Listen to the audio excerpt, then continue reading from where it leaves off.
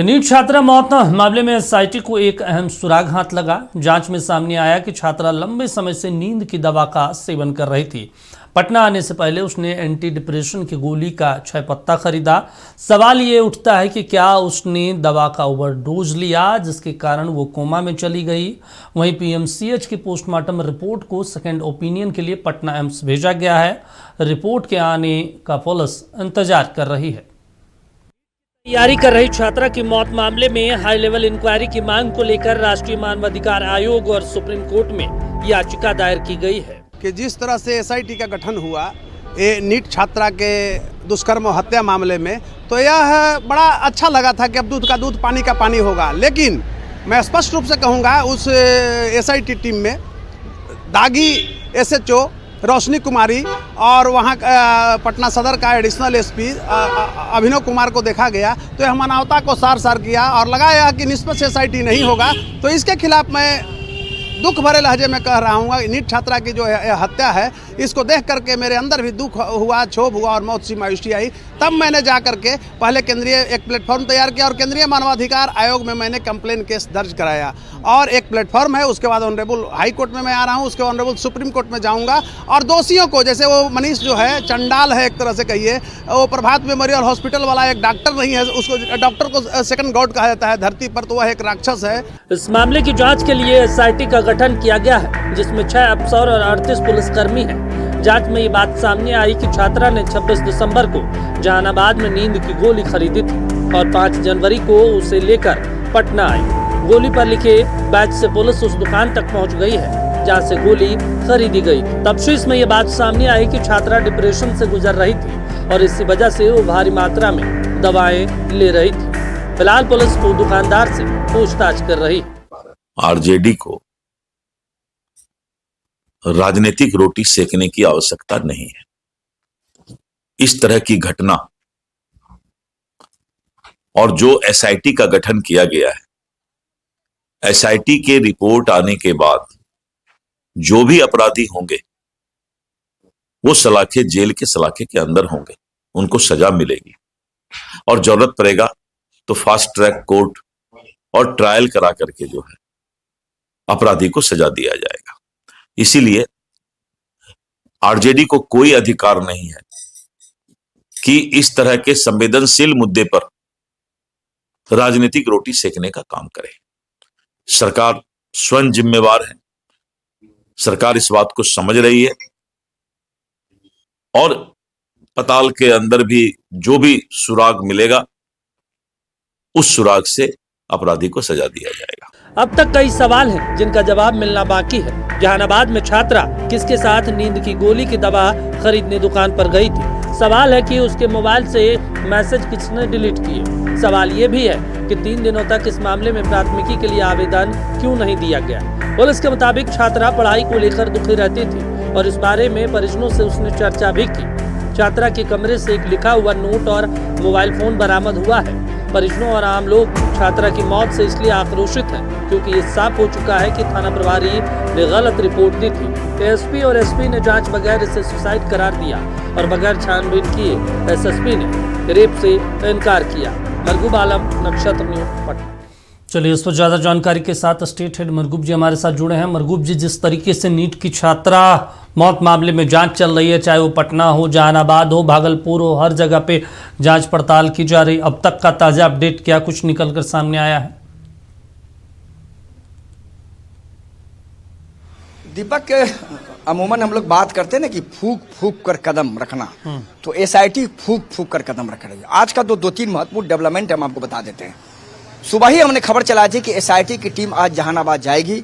SIT की team Jehanabad पहुंची, उस दवा दुकानदार की दुकान पर गई, वहां उसने उसका सीसीटीवी खंगाला और उससे बातचीत की, पूछताछ की। जिस दवा दुकानदार से उसने उस दवा को खरीदा था। अब आप समझिएगा कि एसआईटी की टीम ने सीसीटीवी को क्यों खंगाला। एसआईटी ये जांच कर रही है दीपक कि उस दिन दवा जब ये खरीदने गई तो उसके साथ क्या परिवार के लोग थे या कौन लोग थे, एक पहला।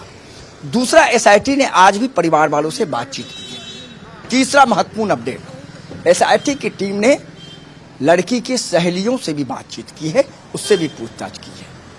और जो कॉल डिटेल आए हैं, जब उसकी मौत हुई उससे पिछले 48 घंटे के कॉल डिटेल में कई नंबर मिले हैं। उन नंबरों को एसआईटी ने खंगाला है और उसमें एक एक व्यक्ति से पूछताछ की जा रही है जी। एसआईटी सबसे पहले इस बात पर गौर कर रही है कि दवा लेने के समय उसके साथ कौन कौन व्यक्ति था और दवा लेने की जानकारी क्या उसके परिवार वालों को थी या नहीं थी। एसआईटी इस पूरे मामले पर जांच कर रही है। फिर आगे एसआईटी तफ्तीश करेगी और इस बात की भी पूछताछ एसआईटी की टीम ने परिजनों से की है। और सब कुछ लेकिन टिका हुआ है एम्स के ओपिनियन पर। एम्स में 5 सदस्यीय ओपिनियन टीम बनाई गई। उसमें एम्स के जो एचओडी हैं ज्ञानों उनको भी शामिल किया गया।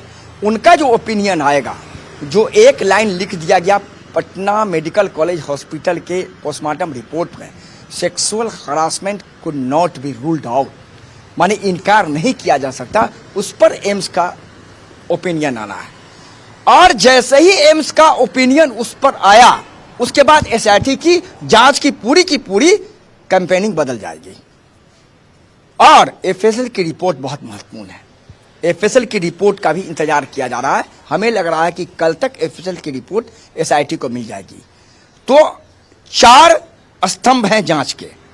पहला एम्स का ओपिनियन, दूसरा एफएसएल की रिपोर्ट, तीसरा दवा खरीदने के समय परिवार के कौन कौन से लोग उसके साथ थे या थे तो कौन लोग थे, और चौथा उनके सहेलियों से पूछताछ कि किनसे कब बातचीत होती थी। सहेली से यह भी पूछताछ की जा रही है कि क्या वो दवा लेती अगर थी, आपको जानकारी है, या आपसे कभी उसने जिक्र किया इस बात का, यह भी जांच का विषय है।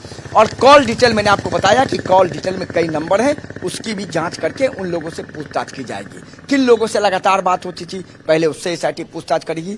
तो एसआईटी अब ऐसा कुछ नहीं कर पा रही है जिससे उस पर सवाल उठे, जो पहले सवाल पटना पुलिस पर उठ चुका है। तो फूक के कदम रख रही है। डीजीपी राज्य पुलिस मुख्यालय में बैठ के मॉनिटरिंग कर रहे हैं, आईजी अपने कार्यालय में बैठ के मॉनिटरिंग कर रहे हैं। एक एक रिपोर्ट प्रत्येक दिन की आईजी को दी जा रही है और आईजी पूरे मामले की जानकारी डीजीपी को दे रहे हैं। तो 2 से 3 दिन का वक्त है, हमें लग रहा है 2 से 3 दिन में तस्वीर भी साफ हो जाएगी और तदवीर भी साफ हो जाएगी। मैं आपको बता रहा हूं, और पता चल पाएगा कि हुआ तो क्या हुआ। एसआईटी का मेन जांच यह है कि क्या पीएमसीएच के पोस्टमार्टम रिपोर्ट में जो था उस पर एम्स का ओपिनियन क्या है डॉक्टर का, एक, दूसरा एफएसएल की जांच क्या करी, या तीसरा नींद की दवा लेने समय उस दिन कौन कौन इनके साथ था। जो था इसका मतलब है कि उसको जानकारी थी कि लड़की नींद की दवा कहां से लेती है और क्या ये उसका सेवन करती है या नहीं करती है। मैं नहीं कह सकता हूं कि वो सेवन करती थी, क्योंकि अभी जांच का विषय है, लेकिन उनके कमरे से मिला और उसी बैच के आधार पर आज पूछताछ हुई। तो परिजन से पूछताछ, सहेली से पूछताछ, एम्स के ओपिनियन का इंतजार, एफएसएल के रिपोर्ट का इंतजार और डॉक्टरों का स्टेटमेंट रिकॉर्ड किया जा रहा है। क्योंकि एम्स जो कि प्रभात रंजन का जो मेडिकल रिपोर्ट कर रहा है वो पीएमसीएच के मेडिकल रिपोर्ट से डिफरेंस हो रहा है। कैसे हो रहा है, क्यों हो रहा है, तो ये पूरी जानकारी तफ्तीश चल रही है। 24 से 48 घंटे का हमें लग रहा है कि समय लग पाएगा। पूरे मामले में बहुत कुछ क्लियर हो पाएगा। सब कुछ निर्भर है, मैं लगातार ये बात कर रहा हूं दीपक अपने सभी सहयोगियों से, सब कुछ निर्भर है एम्स के ओपिनियन पर। एम्स का अगर ओपिनियन अगर इशारा करता है पीएमसीएच के पोस्टमार्टम के ओपिनियन के तरफ, तब तो यह मामला और आग की तरफ भड़केगा। मैं आपको आज बता रहा हूं। और अगर एम्स का ओपिनियन कुछ और कहता है तो यह मामला तफ्तीश आगे बढ़ेगी जरूर, लेकिन उसके रूप अलग हो जाएंगे। तब आप जाएगा मनीष रंजन क्या करता था, जो आरोप लग रहे हैं। आज भी धरना प्रदर्शन हुआ, जो हमने खबरें भेजी, बुलडोजर चलाइए, सम्राट चौधरी से महिलाएं कर रही हैं बुलडोजर चलवाइए, यहाँ गलत काम होता था, यह आरोप गंभीर है, वो एक अलग मामला है, उस पर पुलिस बाद में आएगी। पहले पुलिस इस लड़की के मौत की गुत्थी को सुलझा लेना चाहती है, उसके बाद फिर और जो किरदार है उन किरदार पर अलग से कार्रवाई होगी। चलिए ठीक है, बातचीत करने के लिए, जानकारी देने के लिए शुक्रिया आपका। तो महत्वपूर्ण जानकारी आपको बता दें, एम्स भेजी गई है पीएमसीएच की पोस्टमार्टम रिपोर्ट। अब एम्स की तरफ से ओपिनियन आने के बाद ही तमाम चीज़ों पर आगे कार्रवाई की जाएगी।